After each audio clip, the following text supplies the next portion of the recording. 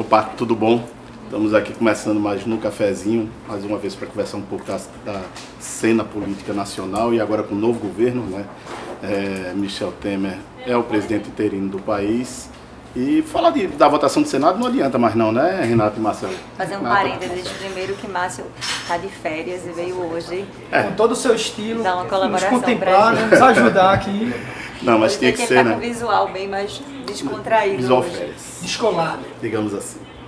E aí, não adianta falar mais alguma coisa do Senado? É previsível, não, né, o que aconteceu. A única coisa que é bom de se registrar são os 55 votos, Sim, né? já é o suficiente para conseguir derrubá-la de fato. Com 54 votos você já conseguiria atingir o número de 2/3, dos né? terços necessários para a instituição. Né? Hoje o deputado Silvio Costa, né, que inclusive vai pleitear a liderança aí, que agora é a oposição da minoria, disse que vai continuar monitorando os senadores, inclusive vai encontrar com o senador Cristóvão Buarque, porque ele fez um mapa aí de alguns senadores que podem vir a mudar de ideia, e aí ele acha que pode conseguir reverter alguma coisa. O que vocês acham? Não, na verdade, muitos senadores acabaram colocando que estariam votando pela abertura, mas não necessariamente aquele voto dele seria o que ele daria no final no plenário, né?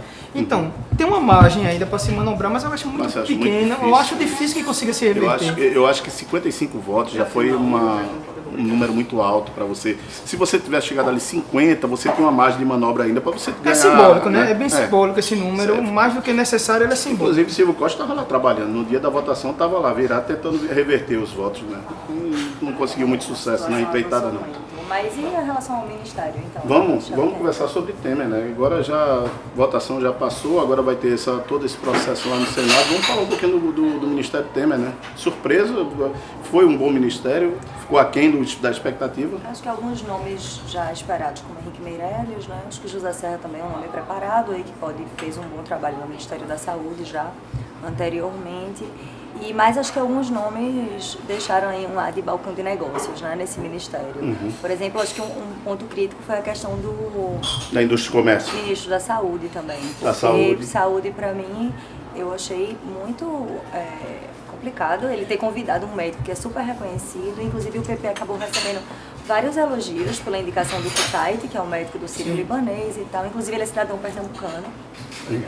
Recebeu o título por indicação do deputado Romário Dias lá atrás.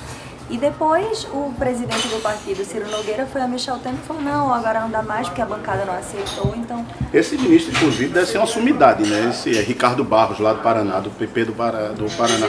Porque ele foi chamado por Dilma também para assumir o Ministério da Saúde quando o Marcelo Castro saiu. Deve ser uma sumidade em saúde que eu não sei, né? Mais do que isso, tem umas coisas que são bem simbólicas para mim em relação a esse ministério. Além de ter dito que havia um ministério de notáveis e no final das contas acabou não se confirmando dessa forma, alguns ministros que assumiram pastas, tipo Mendonça, por exemplo, que é pernambucano, o partido dele, a princípio, já tinha entrado na justiça contra o ProUni, já tinha se colocado contra cotas raciais, aí agora chega e assume. Já vai, tudo bem, que é a cara do governo, mas vai entrar com peso. O Osmar Terra no desenvolvimento agrário, já criticou o Bolsa Família em outros momentos. E aí vem um ex-secretário de Segurança de São Paulo assumindo o Ministério da Segurança, e aí em São Paulo já tem uma certa crítica lá, questão da maquiagem das estatísticas, criminalidade, agora, violência policial, ou seja, política é simbolismo também. E eu acho um simbolismo bem negativo. Faltou mulher também, né? Faltou mulher, né? Faltou mulher, faltou negros. Agora, acho que eles estão fazendo um caminho inverso, né? Em vez de criar uma equipe e buscar a opinião pública, eles estão meio que criando uma equipe que tenha aval do Congresso primeiro, né? Que é a mesma coisa que aconteceu com o governo Dilma. Então, Temer também pegou vários ministros que foram ministros do governo Lula e Dilma, né? Por exemplo, o Eliseu Padilha, o Jadel Vieira Lima. E o PMDB era quase o dono do governo Dilma, né?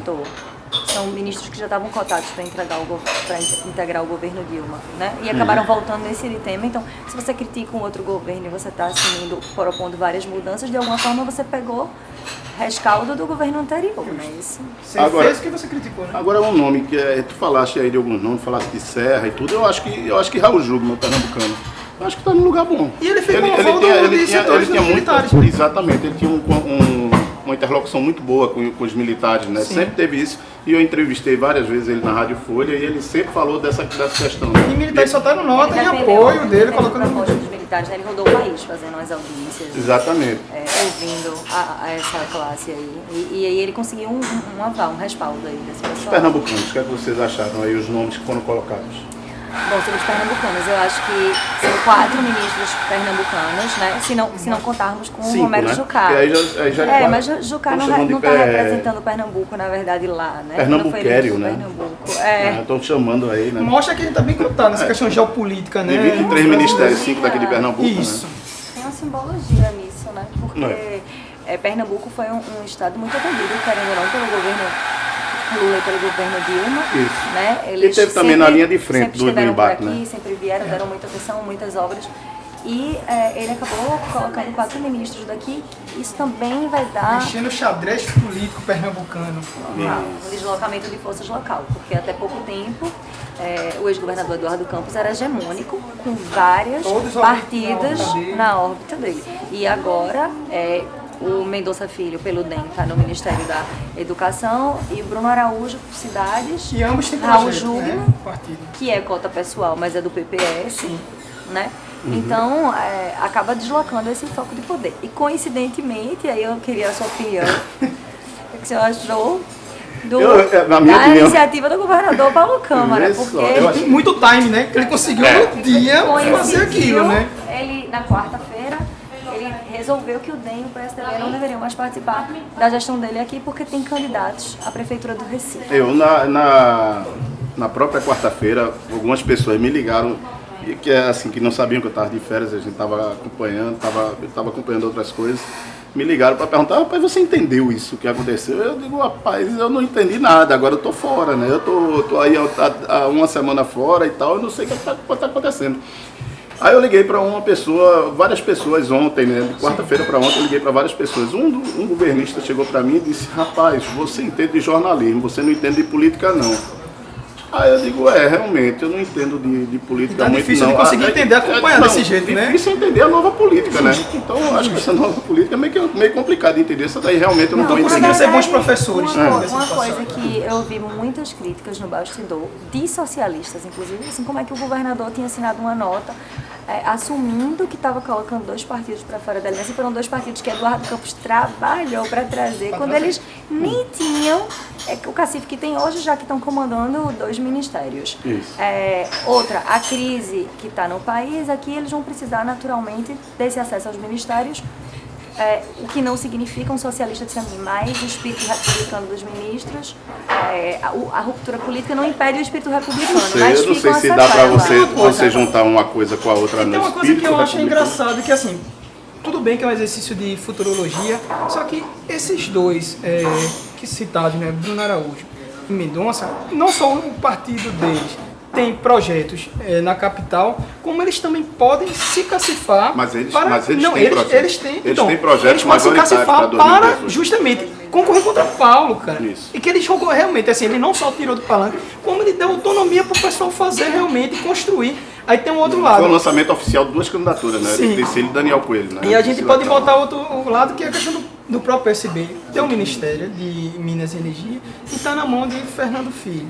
Que aí, o governador tinha uma posição. Justamente, que se colocou contra, mas mesmo assim a bancada bancou a indicação. E aí a gente vai para um outro projeto de 2018, que nos bastidores já se articula um bom tempo, que é o do pai do Fernando Filho, que é o Fernando Bezerra, né?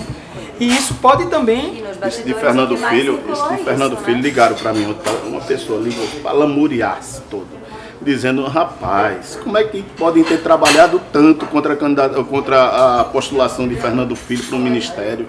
Por isso que não foi anunciado antes, porque ficaram trabalhando até o final.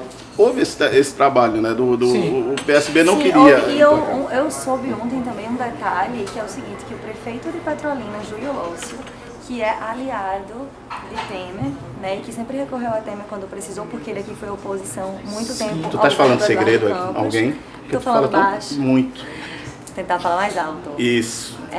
Então, Júlio teria ido ao presidente agora interino Michel Temer pedir que não deixasse Fernando Filho no Ministério da Integração Nacional. Essa foi uma versão que eu ouvi ontem, porque tem a Codevasf em Petrolina, que tem um orçamento muito considerável, né? Aliás, só o orçamento de cidades, que é a pasta que Bruno Araújo vai comandar, é 13 bilhões.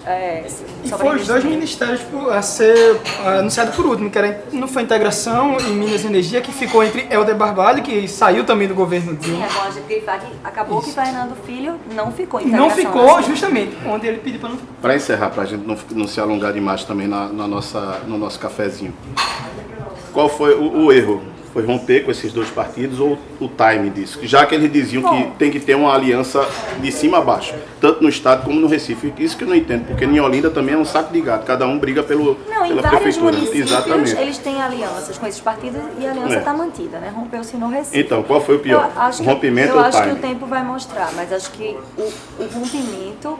A forma, para mim, nem o rompimento nem o time, mas a forma. Mais do que o conteúdo da forma. Talvez esses partidos iam ter que informar, sim, que iam entregar os cargos em algum momento, mas acabou que o governador ficou com o ônus de ter que colocar eles para fora. Uma coisa que ele evitou que os partidos tivessem que ir lá e entregar. E um dia antes da posse dos novos ministros, eu acho que o time foi muito... Que deixa muito... dá um simbolismo maior no negócio. Eu acho que talvez, se pudesse ter feito isso mais na frente, você não tem um prazo regimental para isso tudo, então talvez você diminuiria o que aconteceu nos meios políticos ontem, ninguém entendendo antes de ontem, né? Ninguém entendendo o que tinha acontecido. Né? Gente, eu queria agradecer, é tão rápido quando a gente começa a conversar e tal. Eu tô, como eu disse anteriormente... Correr para o aeroporto, né, para voltar para o Caribe? Não, eu tô fazendo coisas em casa apenas. Estou aproveitando para descansar, porque quando voltar, em junho... Do lar. Em junho, exatamente, recatado do lar. Em junho, quando eu voltar, a gente já vai estar na reta final de articulações aí para as candidaturas municipal, das eleições municipais. Então eu vou aproveitar para recarregar um pouco de baterias. Obrigado, Renata. Obrigado, Marcelo. Obrigado a você, cara. Nada. E vamos, precisando é só chamar, que eu venho. Até mais.